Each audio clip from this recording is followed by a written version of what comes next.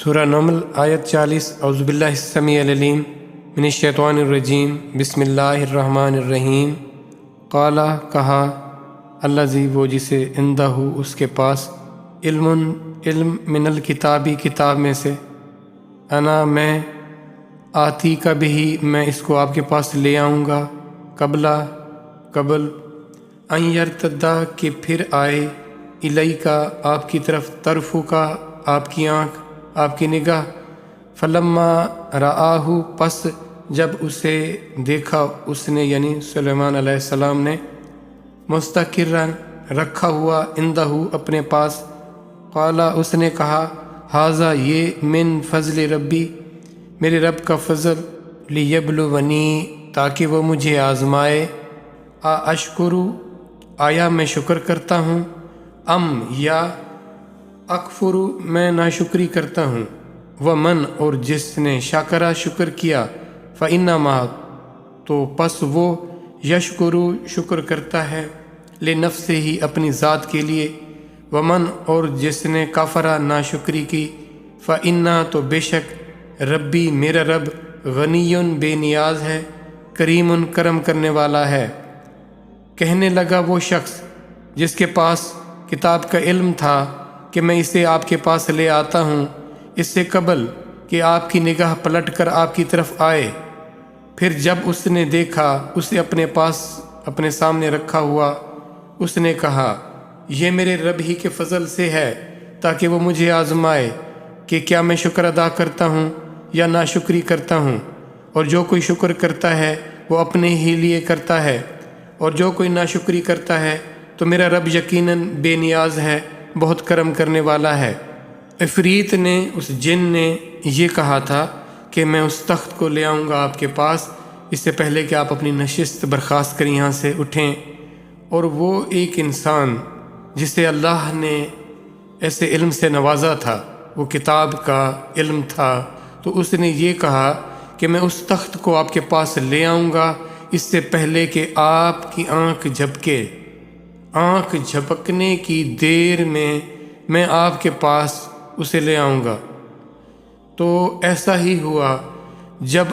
اتنی سی قلیل دیر میں وقفے میں وہ تخت آپ کے سامنے تھا حضرت سلیمان علیہ السلام کے سامنے تھا حضرت سلیمان علیہ السلام نے دیکھیں کیا کہا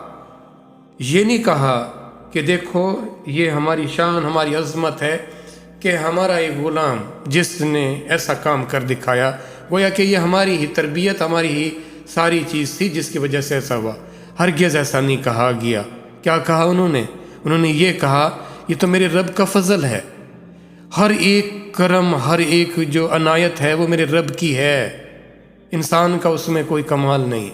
سینکڑوں میل کا فاصلہ چشم زدن میں طے ہوا نہ صرف طے ہوا بلکہ اس کے ساتھ اتنا بھاری بھرکم تخت اس ملکہ سمیت لایا گیا اور آ کر وہاں رکھ دیا گیا یہ اب کون سی ٹیکنالوجی کا کون سی سائنس یہاں مقابلہ کرے گی بتائیں یہ ہے وہ علم جو اللہ کی طرف سے عطا کیا جاتا ہے وہ کن کو جو اس کے طلبگار ہوتے ہیں اللہ کی ذات کیا کمال ذات ہے اس ذات کی عظمت کا کیا کہنا کہ جس نے ایک انسان کو یہ جوہر عطا کر دیا یہ انسان کی عقل سے ماورا باتیں ہیں جو ذات یہ انسان کو وصف اور خوبی عطا کر سکتی ہے کیا وہ اس کو 2 وقت کی روٹی نہ دے سکے گی کیا تو عزت احترام سب کچھ زندگی مال متاع یہ سب کچھ اللہ کا دیا ہوا اس نے کس کو کس حوالے سے کتنا دیا کس کو کس حوالے سے کتنا دیا یہ تو برتنے کی چیزیں ہیں کچھ دیر کے لیے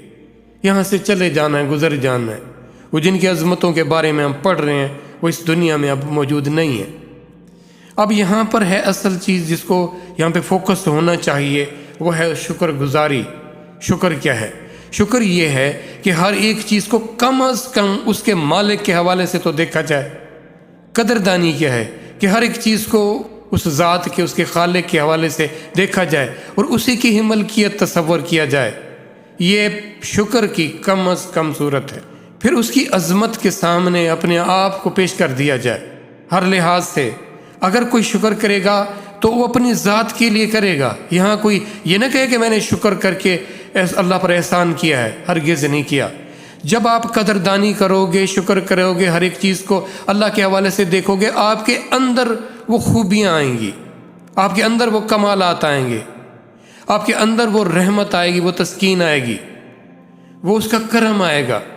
وہ بے نیازی اس ذات کی جو وصف ہے وہ اللہ خوبیاں انسان کو عطا کر دیتے ہیں۔ پھر رسول اللہ صلی اللہ علیہ وآلہ وسلم کا فرمان ہے کہ اپنے اندر اپنے رب کے اوصاف پیدا کرو، جیسے اللہ کی ذات کریم ہے، جیسے اللہ کی ذات عدل کرنے والی ہے، تو ایک انسان کو بھی عدل کرنے والا ہونا چاہیے۔ عدل یہی ہے نا، انصاف یہی ہے کہ جو جس کا حق ہے اس کو وہ حق ادا کیا جائے، جو جس کا جتنا مقام اور مرتبہ ہے اس کا خیال رکھا جائے۔ ہم ظالم بن جاتے ہیں، اور یہ جو کچھ ہم کر رہے ہیں اس کا سارا نقصان ہماری اپنی ذات کو جا رہا ہے۔ اگر ہم اللہ کی مہربانیوں کی، اس کی رحمتوں کی قدر نہیں کر رہے تو اس کا نقصان ہم خود اٹھا رہے ہیں۔ اللہ کی ذات میں کوئی فرق نہیں آ رہا، وہ بے نیاز ہے، وہ غنی ہے، اس کے خزانوں میں کوئی کمی نہیں آتی، اس کی عظمتوں میں کوئی کمی نہیں آتی۔ گڑبڑ ہوتی ہے، خرابی ہوتی ہے تو ہماری ذات میں ہوتی ہے، ہمارے اپنے ماحول میں، ہمارے اپنے وجود میں ہوتی ہے۔ ہم اپنی منزل، اپنا راستہ خراب کر دیتے ہیں، تو اپنے آپ کو سمجھانا ہے، اپنے آپ کو بتانا ہے، یہ میری آپ کی نصیحت کے لیے ہے، یہ ایسا واقعہ ہوا اور اس سے مجھے کیا سبق حاصل کرنا ہے، میرے لیے اس میں کیا نصیحت ہے۔ تو اس ذات کا فرمان بردار ہونا، شکر گزار ہونا، اس میں ساری کی ساری خوبیاں، فائدے میرے ہیں۔ آج موقع ہے، کل کو پچھتاوا ہو سکتا ہے اگر موقع نہ رہا تو۔ اگر آج میرا ٹھیک نہ ہوا، کل میرا ٹھیک کیسے ہوگا؟ ایک ایک لمحہ شمار کیا جا رہا ہے، دیکھا جا رہا ہے کہ اس لمحے میں کسی انسان نے کیا کیا، قدردانی کا عمل کیا یا ناشکری کی۔ یہ تب تک نہیں ہو سکتا جب تک علم، وہ آگہی اسے حاصل نہ ہو۔ جو علم حاصل کرنا تھا، جسے آگاہ ہونا تھا، اسے ہم نے کیا، اسے پشت ڈال دیا۔ اور جن چیزوں نے میرے اندر وحشت کو بڑھانا تھا، ناقدری کو بڑھانا تھا، بے وفائی کو زیادہ کر دینا تھا، میں انہی کی طرف لگا رہا۔ تو فکر کریں اپنی اور اپنے گرد و پیش میں رہنے والوں کی۔